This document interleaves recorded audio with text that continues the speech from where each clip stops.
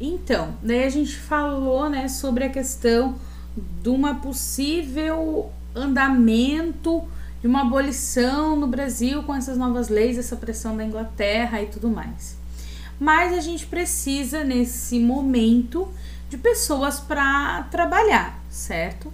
Então a gente vai ter a abolição do tráfico, né, negreiro, só que a gente ainda são necessárias mão de obra para os cafezais. O governo, então, ele passa a incentivar a vinda de colonos europeus para o Brasil. Não só por uma questão de mão de obra, mas também para embranquecer a população do Brasil, que era muito negra, né? Afinal, temos aí 300 anos de escravidão. E nesse momento, então, a gente vai ter contratos de parceria, aonde os gastos que os colonos, né, teriam para vir para o Brasil seriam pagos depois. Então, a ideia era que cada família recebesse pés de cafés para o plantio e que essas famílias dividiriam, então, os lucros com o fazendeiro. Então, sei lá, cada família, vou dar um exemplo, recebia 10 pés de café e esses pés de café geraram 20 quilos. Então, seria dividido, ou pelo menos assim, 12 quilos com o fazendeiro e 8 quilos com a família. E daí assim ele ia conseguir vender, ia conseguir ter lucro, ia conseguir pagar essa dívida com o governo. Então lá em 1847 a gente vai ter a vinda das primeiras 364 famílias de alemães e suíços, tá? Eles vêm para uma fazenda em São Paulo, que é a fazenda Ibicaba, tá? E esses colonos vão chegar aqui, eles vão ser maltratados. Isso vai gerar um descontentamento, afinal eles vieram para trabalhar, para tentar reconstruir a sua vida, e vai gerar revoltas dentro dessa fazenda.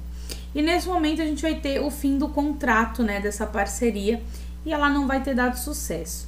O governo imperial mantém ainda essa ideia da imigração, e ele vai adotar então a chamada imigração subvencionada, tá? Pois era ainda necessária essa mão de obras nas fazendas. Então o governo ele pagava as despesas da viagem, os fazendeiros pagavam os gastos dos colonos nesse primeiro ano morando na fazenda, e depois e daí assim os colonos passaram a viver em melhores condições. E eles buscavam então ter salários fixos, né? Afinal, e mais um salário proporcional à colheita. Então dessa forma não se dividia ali os lucros, mas eles teriam um salário para se virar. E por que esses colonos resolvem sair dos seus países ali, tipo da Alemanha, da Suíça, da Itália, e vir para o Brasil? A gente tem que entender que a Itália e a Alemanha elas vão estar passando por várias crises econômicas e políticas, a Itália principalmente, e os Estados Unidos param de receber esses colonos. Eles já receberam imigrantes demais e eles travam a ida de imigrantes para os Estados Unidos. Isso vai fazer com que muitos imigrantes, então, venham para o Brasil. Foi o país, vamos dizer assim, que sobrou para que eles viessem. Então, a gente vai ter os italianos como um grupo mais numeroso vindo para o Brasil. Os italianos vêm para a região de São Paulo e também para o sul do país.